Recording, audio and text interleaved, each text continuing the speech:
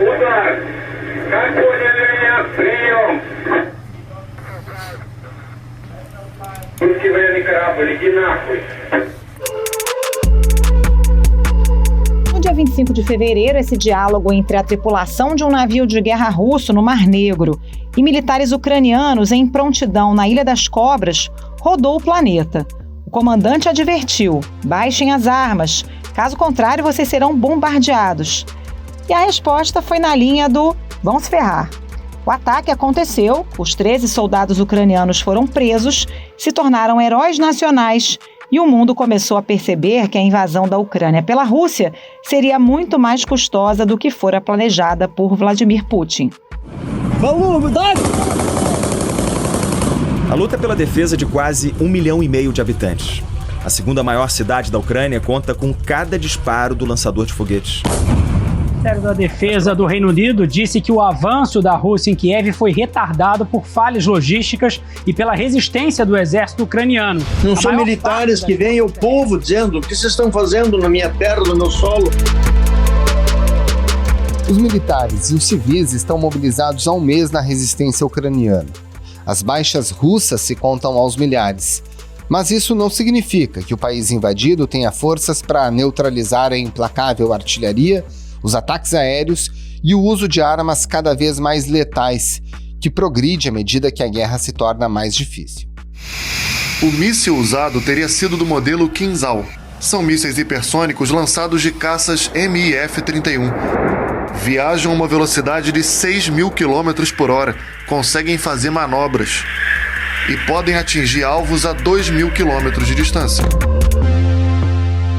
Também já são milhares de ucranianos mortos e milhões fora de casa, no frio, deslocados dentro da Ucrânia ou refugiados em países vizinhos. Cidades inteiras já foram devastadas. Agora Mariupol está cedendo. O jornal britânico The Guardian afirma que as tropas russas conseguiram entrar na cidade portuária. As autoridades da região falaram em 2 grandes bombas sobre Mariupol e que o que interessa à Rússia é tornar a cidade uma terra morta. E as tropas russas seguem próximas da capital Kiev, combatendo a cerca de 14 quilômetros do centro da cidade, que abriga o governo de Volodymyr Zelensky. Fora da Ucrânia, as principais forças econômicas e militares do planeta, à exceção da própria Rússia, discutem há um mês o que pode ser feito para dar fim ao conflito. E a quinta-feira foi um dia cheio para os negociadores. Logo na abertura da cúpula, no quartel-general da Aliança, em Bruxelas, o secretário-geral da OTAN garantiu: estamos determinados a continuar a impor custos à Rússia para pôr fim a esta guerra brutal. Nos encontros do G7 da União Europeia e da OTAN, com a presença de Joe Biden, novas sanções e o envio de mais armas à Ucrânia foram aprovados. Mas até que ponto essas ações conseguirão impedir que a guerra se prolongue? O que pode frear Putin? E quais são os pontos que cada lado estaria disposto a ceder? Esses são os temas do Ao Ponto desta sexta-feira. Eu sou o Roberto Maltic, estou com a Carolina Moran e nesse episódio conversamos com um professor de política internacional e criador do podcast Petit Jornal, Tanguy Bagdadi. Fique com a gente.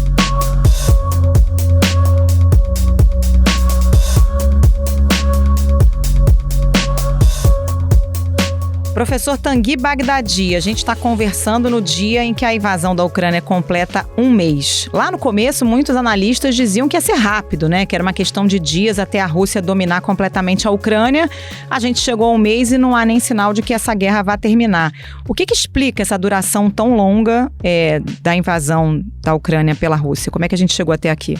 Bom, eu acho que o primeiro elemento para a gente entender essa demora, de fato, né, uma demora relativamente inusitada, é a própria estratégia que a Rússia utilizou, considerando que para ela também a guerra seria muito rápida. Então, a expectativa russa era de que houvesse pouca resistência por parte da Ucrânia. Então, chama muita atenção o fato de que as primeiras tropas russas que chegaram na Ucrânia eram tropas leves, né? Não eram tropas pesadas, né? Que tivessem muitos tanques, por exemplo. Então, havia uma expectativa de que a resistência seria pequena e que isso acaba atrapalhando, na verdade, toda a campanha militar da Rússia. E acaba permitindo, portanto, que a Rússia comece a sofrer muito com esse isolamento inédito que a gente está vendo agora com relação ao país e acaba estendendo, portanto, a guerra muito mais. E isso acaba, de uma certa maneira, até fortalecendo a própria resistência. Os ucranianos, eles fazem uma resistência muito maior do que fariam em outros momentos, exatamente porque sentem também que estão acompanhados por boa parte do mundo.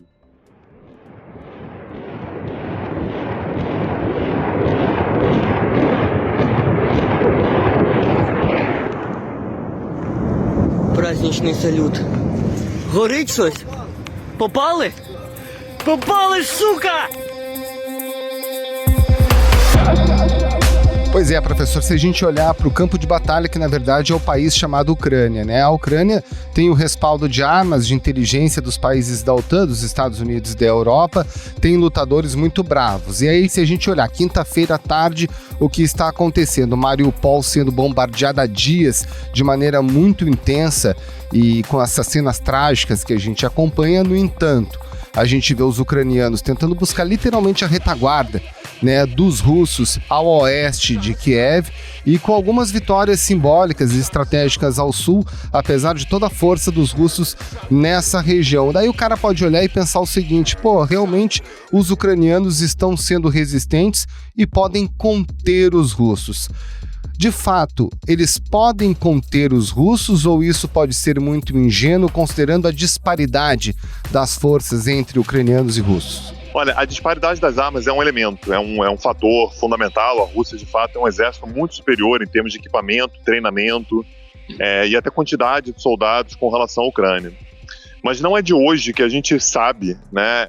Quem já jogou War sabe disso, por exemplo, né, o jogo de tabuleiro, sabe que quem ataca luta em território inimigo. E lutar em território inimigo tem lá seus problemas, tem lá seus ônus, né? Você normalmente tem soldados menos motivados, você normalmente tem o ônus da movimentação, você não escolhe o posicionamento das suas tropas, né? Você está indo para um determinado lugar onde já tem uma defesa estabelecida previamente.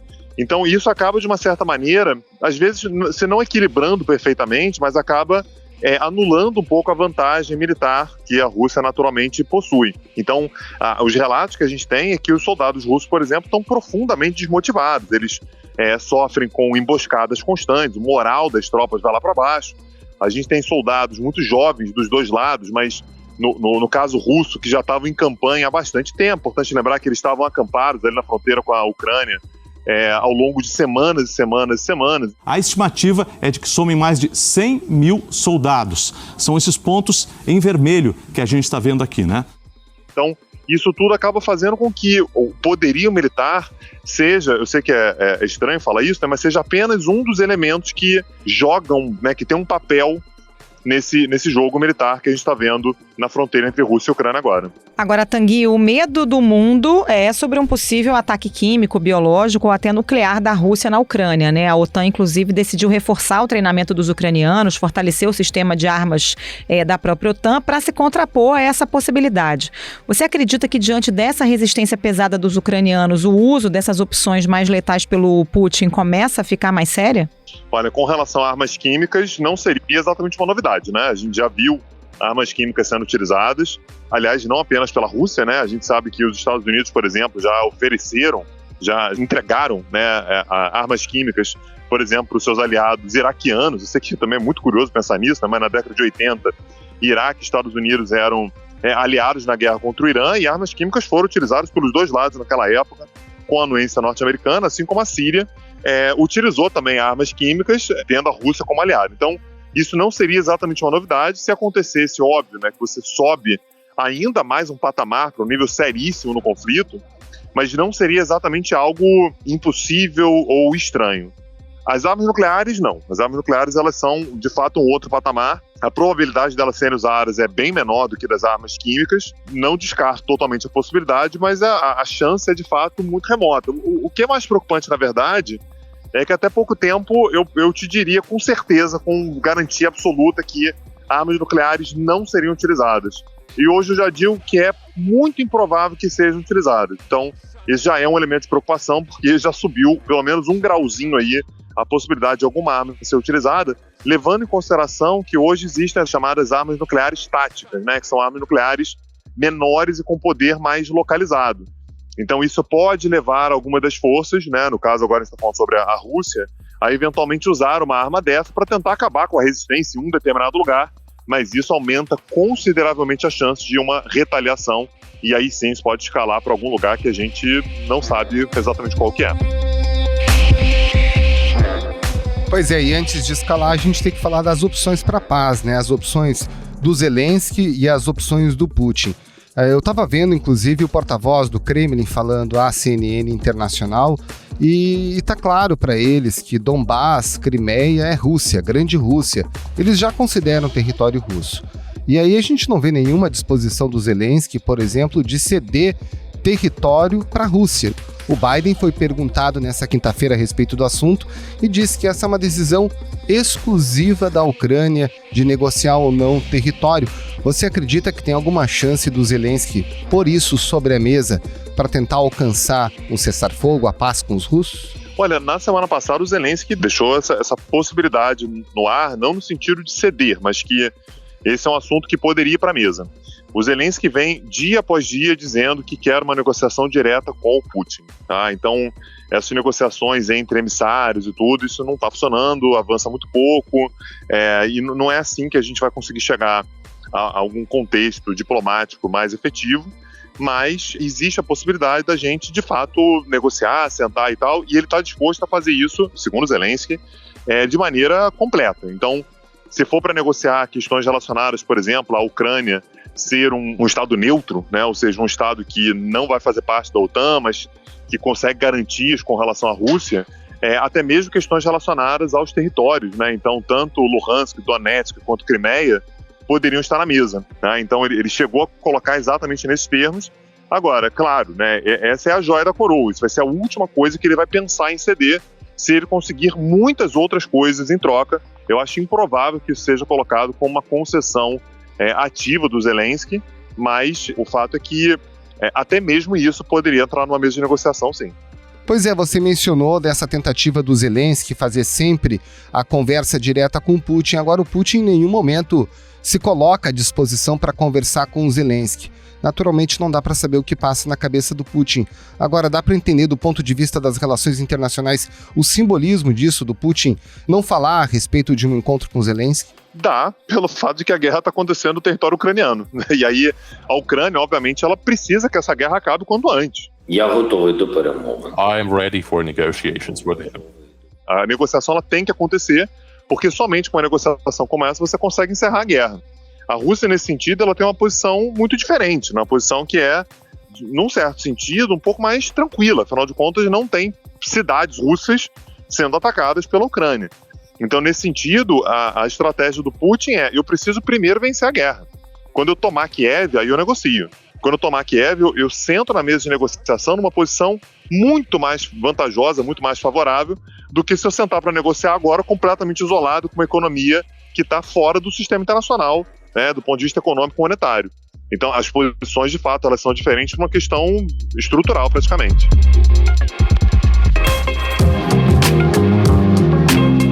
Tanguy, quais são as opções na mesa do Putin caso a Ucrânia realmente não ceda território? A gente vai ver um Putin encurralado e aí ele pode dobrar a aposta, se tornar ainda mais agressivo, inclusive confirmando as acusações de que ele seria um criminoso de guerra? Ou existe alguma possibilidade de recuo da Rússia e de uma tentativa de uma saída mais negociada? Olha, a Rússia ela vai sair desse conflito a partir do momento em que ela encontrar uma forma de ter um discurso de que ela foi vitoriosa. Então, se mesmo que, por exemplo, não entre na mesa de negociações a questão territorial, mas entre, por exemplo, uma garantia de que a Ucrânia é um Estado neutro, ou seja, não vai entrar na OTAN, haja uma garantia nesse sentido, existe sim a possibilidade do Putin recuar. Agora, isso não me parece ser algo para agora. O Putin, me parece que ele ainda vislumbra, em algum futuro minimamente razoável, a possibilidade de tomar Kiev e ter uma vitória clara na guerra, e dessa maneira, portanto, ter uma posição muito mais forte na mesa de negociação. Mas eu acho que caso o atoleiro na guerra ucraniana se confirme, passe muito tempo e as forças russas comecem a ficar exaustas, sem condições de fato de continuar o conflito, existe sim a possibilidade de o Putin conseguir uma vitória moral, no fim das contas, conseguindo aquilo que ele demandava desde o princípio, que era exatamente a neutralidade da Ucrânia diante da OTAN. E aí a gente tem que falar da OTAN e dos vizinhos da Ucrânia, em especial da Polônia, né? Nesse momento a gente vê, desde o início da guerra, a Ucrânia provocando, pedindo ajuda direta da OTAN, participação, e a Polônia a todo momento também colocando pilha nesse assunto. Isso pode ser uma armadilha para a OTAN, porque a gente sabe se a OTAN participar, a Rússia, portanto, fica vulnerável na sua existência, e aí a gente sabe que a Rússia pode se sentir, inclusive, no direito de usar uma bomba nuclear. Você acha que a OTAN vai resistir a esses apelos, a essas eventuais armadilhas que a Polônia coloca dentro desse contexto e que pode escalar a guerra? Sim, acho que sim. Acho que a Polônia, ela está no papel dela de fazer pressão. Se você olha para a história da Polônia, eu acho que a gente consegue entender perfeitamente o temor que ela tem diante da Rússia, né? A Polônia foi invadida sei lá quantas vezes pela Rússia, teve seu território dividido. Então a Polônia ela tem motivos e razões para ter medo da Rússia. Assim como a OTAN tem razões para dar uma filtrada em tudo que a Polônia está pedindo. Se dependesse da Polônia, a Polônia outro dia estava pedindo para que se fizesse uma operação de paz da OTAN em território ucraniano. Os países da Organização do Tratado do Atlântico Norte, a OTAN, descartaram a possibilidade de enviar uma missão de paz à Ucrânia. Você imagina, isso é o fim do mundo, isso é o fim da existência humana no planeta Terra, tamanho seria o conflito nuclear que a gente teria numa situação como essa. Então, a OTAN, nesse sentido, ela tem muita parcimônia, né? Muita tranquilidade para simplesmente dizer não para a Polônia, para determinadas propostas que ela tem feito, justificado exatamente pelo medo histórico e justificado também que a Polônia tem da Rússia. Tanguy, falando agora sobre as sanções, o presidente americano Joe Biden disse que o principal objetivo dele é garantir resiliência dos aliados, no caso a Europa, em manter e até ampliar as sanções por um longo período, justamente para fazer a Rússia pagar o preço, entre aspas, pela guerra. Só que a gente sabe que a Europa tem muito mais dificuldade em impor sanções do que os Estados Unidos, né? Muito mais dependente da energia russa, tem uma economia muito mais integrada. Você acha que é possível aumentar o volume das sanções? A Europa, de fato, tem essa resiliência para apertar mais esse torniquete? Tem, mas vai precisar de um pouco mais de tempo. Toda sanção pode ser colocada, mas ela demanda mais tempo, ela demanda mais preparação. Dá para encontrar alternativas, por exemplo, ao gás natural russo? Claro que dá. Tem um monte de alternativas. Só que essas alternativas elas têm que ser construídas, elas têm que ser trabalhadas, elas têm que ser viabilizadas, elas têm que, no fim das contas, serem implementadas. É importante notar que a gente está gravando esse podcast aqui no momento em que está completando um mês de guerra. Eu sei que parece que a guerra tem 5 anos, mas a guerra tem um mês. Então, colocar sanções de maneira tão rápida assim não é algo simples para, como você disse, uma economia que tem estado tão próxima ao longo dos últimos 30 anos da economia russa, crescentemente, né, se aproximando da economia russa. Então, dá para fazer, só que existe um afã muito grande de fazer sanções muito grandes. E é importante notar que as sanções contra a Rússia já são sanções inéditas, já são sanções que a gente nunca viu nesse volume contra um país grande e importante como a Rússia. Nunca houve. A gente já viu isso contra a Coreia do Norte, já viu isso contra o Iraque, a gente já viu isso contra o Irã. Mas contra uma Rússia da vida a gente nunca viu. Então, o que a Europa está dizendo é, calma que eu estou indo, mas eu preciso conseguir me estruturar, porque não adianta eu sancionar a Rússia e ficar sem energia aqui para movimentar o básico do básico da minha economia e minimamente aquecer as pessoas no inverno. E aí, falando de uma outra economia e de um outro povo, que é o povo russo e a economia russa. O país está literalmente empobrecendo por causa das sanções. E por isso, exatamente, que o Kremlin, o Putin, fez uma série de restrições à informação do Ocidente sobre a guerra no país. Com essa propaganda, você acredita que, de fato, o Putin vai conseguir fazer com que o povo russo suporte por mais tempo os efeitos das sanções sem se virar justamente contra o próprio governo? Olha, eu acho que tem alguns pontos aí, né? O primeiro deles é saber que a gente, às vezes, no Ocidente, tem a impressão de que o Putin é mal visto pela população, porque é um cara autoritário e tal. E uma comparação que eu sempre faço para a gente conseguir entender como é que os russos veem a autoridade estatal por lá, é a gente considerar que a Rússia teve um presidente que foi um símbolo de democracia, que foi o Boris Yeltsin durante a década de 1990. Aliás, é basicamente o cara que criou o presidente Putin, né? Assim, que fez o Putin ser viável politicamente. O Yeltsin, como o símbolo máximo da democracia pela qual a Rússia já passou, foi um presidente que em 1993 bombardeou o parlamento russo. Tá? Esse é o ícone de democracia da Rússia. Então a primeira coisa, não há uma tradição dos russos se levantarem contra o governo. Os russos são de fato muito resilientes com relação a problemas dessa ordem, a empobrecimento, com relação a conflitos, e tendem, nesse momento, a ter uma visão muito favorável ao Putin, né? De fato, de considerar que o Putin está defendendo a Rússia e que os culpados pela guerra são Estados Unidos, OTAN e a própria Ucrânia. Agora, claro, né, quando você restringe a informação, é óbvio que vai demorar mais para a informação chegar, isso vai moldando de uma certa maneira a visão que a população tem com relação ao conflito, mas ao mesmo tempo, assim, a realidade também vai se mostrando como uma população que vai empobrecendo. E na hora que você associa, exatamente quando começa, você não pode chamar de guerra, né? Mas quando se inicia essa operação militar especial, né? Se você falar de guerra, você pode ficar até 15 anos preso. A versão de Vladimir Putin agora é lei na Rússia. O parlamento russo aprovou pena de 15 anos de prisão para quem tratar a guerra na Ucrânia como guerra, invasão ou agressão. Mas quando se inicia essa operação militar especial, eu percebo que eu começo a ter cada vez menos dinheiro, eu começo a perder poder de compra, começa a ter inflação, meu dinheiro ele vale cada vez menos, eu começo a eventualmente me associar uma coisa a outra, e mesmo que eu não possa falar mal do Putin, porque isso pode dar problema, mas ao mesmo tempo eu também deixo de dar apoio ao seu governo. E aí, nesse contexto, tem a China, né, que pode ser um parceiro super importante da Rússia justamente para dar suporte à economia do país, fazer com que a população não sofra tanto na Rússia por causa do conflito. Há uma semana, o presidente Xi Jinping esteve com Joe Biden, conversaram por cerca de 2 horas por telefone, não esteve presencialmente com Joe Biden, e ao mesmo tempo tem essa visão que é chamada de ambígua em relação ao conflito. Você consegue imaginar para que lado a China vai nessas próximas semanas? A China vai para o lado dela.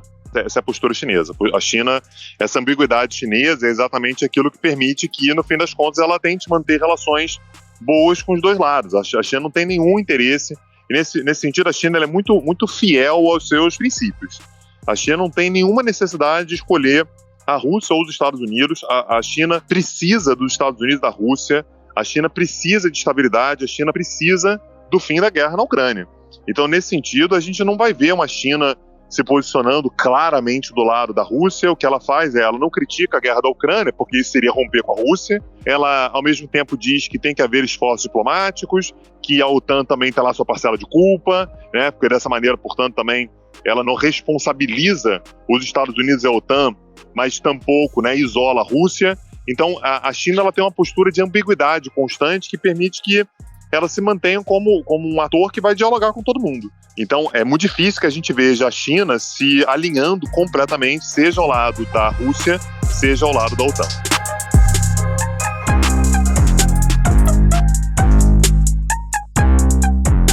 Tanguy, para a gente fechar, vou te fazer a pergunta de 1 milhão de rublos. Você acredita em algum tipo de negociação frutífera para que a guerra termine em breve, ou a gente pode trabalhar na perspectiva de um conflito de longa duração? Olha, para começar, por 1 milhão de rublos, eu me dou o direito de errar a resposta, porque não está valendo lá grandes coisas. Mas, tentando acertar pelo espírito esportivo da coisa, não consigo imaginar um conflito terminando muito em breve. Pode acontecer, mas não acho que seja muito cenário, até porque não vejo como é que a Rússia possa sair do conflito na Ucrânia sem ter uma vitória. A Rússia precisa dessa vitória.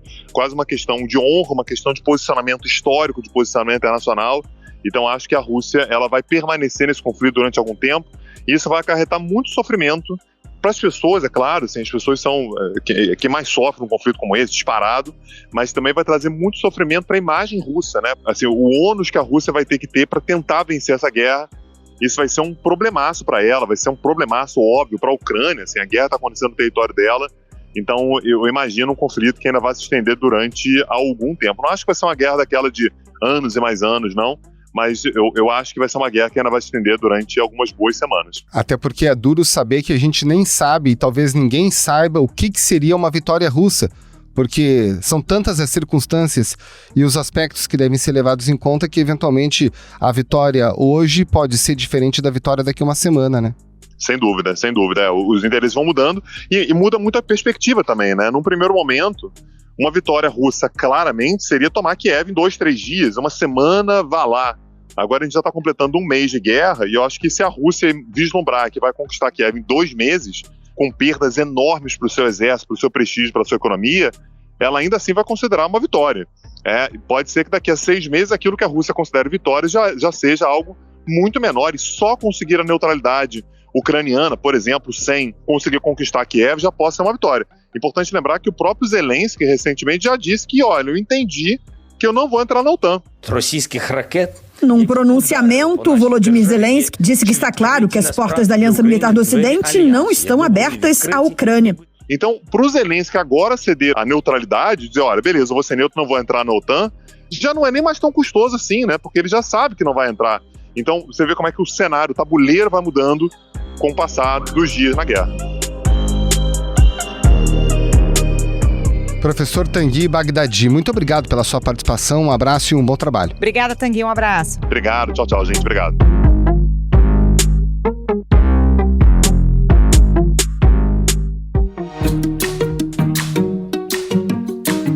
Esse foi o Ponto de hoje, o podcast diário da redação do Globo. Nessa conversa a gente conta com a participação de toda a equipe do jornal, as mesmas pessoas que levam até você informação e análise de qualidade todos os dias. Quer saber mais? Assine o Globo. Acesse assineoglobo.com.br e confira todas as notícias e reportagens especiais. Nesse episódio, além dos áudios da TV Globo, a gente utilizou áudios do The Telegraph, da Inglaterra, da CNN Internacional e da AFP. A produção é da Jéssica Marques e a edição é do João Guilherme Lacerda. Tchau. Até mais.